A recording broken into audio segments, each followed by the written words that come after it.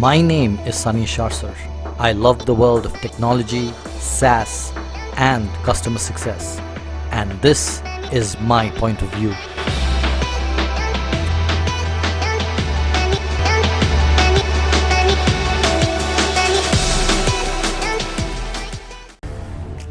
Trying to find the latest upgrade for my laptop turned out to be quite an eye-opener.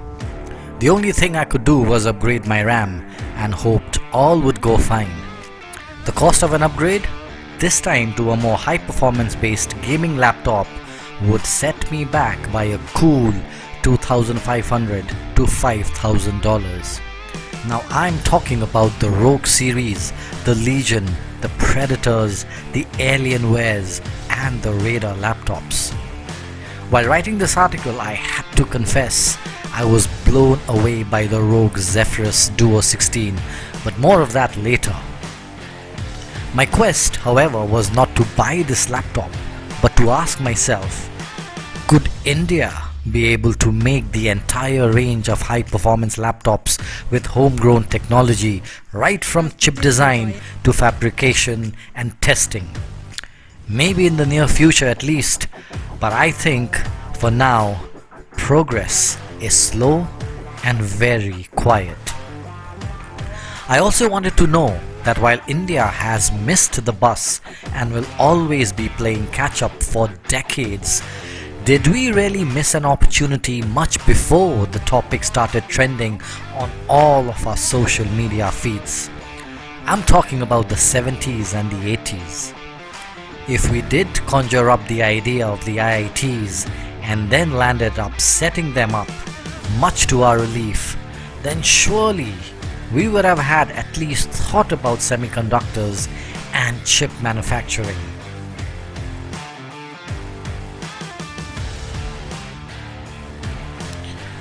The question that I'm trying to ask is this: how did we miss the bus, just like the countless we keep on missing?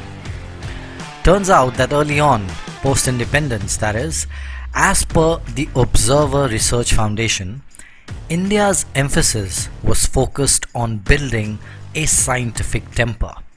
And what does that mean?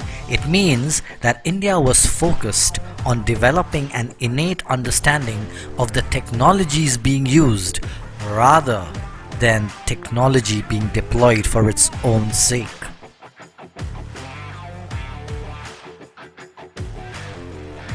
There is a very powerful statement that the then US ambassador Stephen Grady made that will anger a lot of us even today. And he said, Indian friends seemed to think that American know-how can be shipped to them in sealed cases laid down at Indian ports. Well, this was quite a hard-hitting statement. Not to be deterred though, India did go ahead and set up the Semiconductor Complex Limited, the SCL, in the 1980s, manufacturing low-grade, low-tech chips, which did not seem to make any dent in the world, but it was still a step towards the quest. To do the math, this was 40 plus years ago, and if it weren't for a fire that devastated the facility, I am confident that India would have made some headway in the chip industrial chain. Just so you know, that this fire incident remains a subject for much speculation, and well, legend has it that it could have been planned.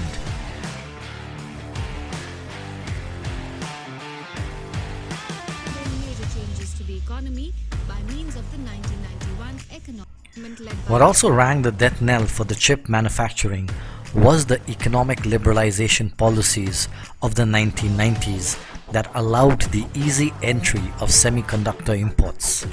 Ironical, isn't it?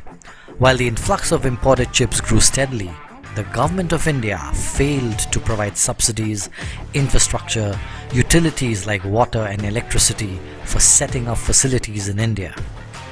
India, hence, had to import. In 2007, the government again tried to woo international investments from companies like AMD and Intel to set up fabrication facilities, but just as usual, the delay in passing of the semiconductor policy, strict minimum investment requirement, among other factors, played a significant role for its failure. Another attempt in the year 2013 and 14 collapsed too. I am thinking that the title of this episode should now be a series of unfortunate incidents, especially after I found out that the Foxconn Vedanta deal was also called off. Foxconn and Vedanta called off their joint venture yesterday. Now, the move comes less than a year after both companies announced their plans to build a factory in Gujarat.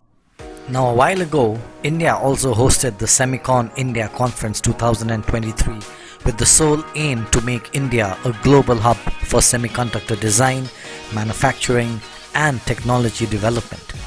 The conference saw participation from semiconductor leaders like Micron, Foxconn, Applied Materials, AMD, IBM, to name a few.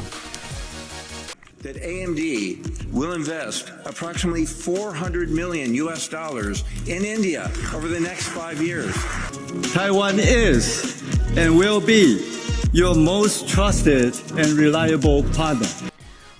Under this Semicon program, the cabinet has approved an outlay of around 76,000 crores or roughly $10 billion for the development of a sustainable semiconductor and display ecosystem in India.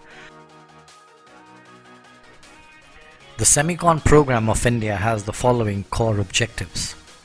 Number 1. Strategy. Formulation of a comprehensive long-term strategy for developing semiconductors and display manufacturing facilities and semiconductor design ecosystem in the country in consultation with government ministries, departments, agencies, industry and academia. Number 2. Supply chain. Facilitation in the adoption of trusted electronics through secure semiconductors and display supply chain, including raw materials, specialty chemicals, gases, and manufacturing equipment. Number 3. Design and startup. Enabling a multifold growth of India's semiconductor design industry by providing requisite support in the form of electronic design automation tools, foundry services, and other suitable mechanisms for early stage startups. Number 4. Intellectual property. Promoting indigenous intellectual property generation and encourage, enable, incentivize transfer of technologies. Last but not least, number 5. Partnerships.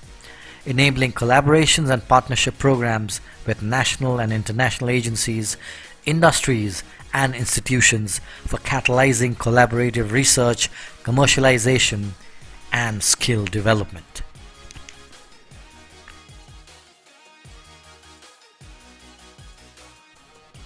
I'm hoping that India has formulated a robust semiconductor policy now and will also see swift developments in infrastructure and utilities like power, water, and connectivity.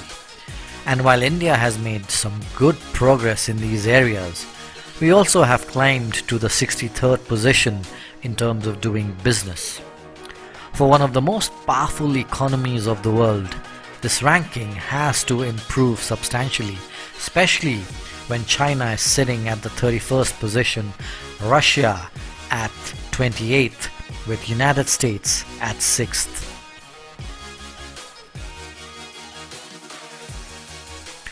It's interesting to note that India does well in the area of chip design, and now with the promise of fabrication of chips with these latest developments, I hope that the next microchip powering the kind of laptops I use will be made in India.